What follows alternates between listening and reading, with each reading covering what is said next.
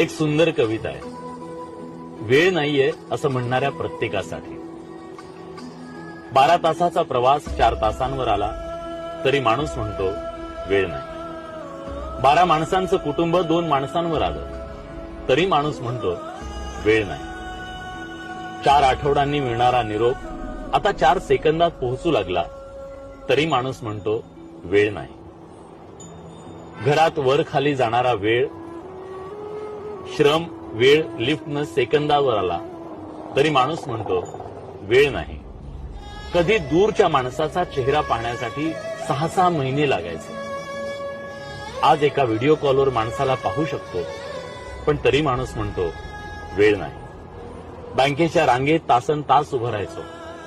आता मोबाईलवर काही सेकंदात व्यवहार करतो तरी माणूस म्हणतो वेळ नाही. एकेकाळी काही आठवड्यांचा कालावधी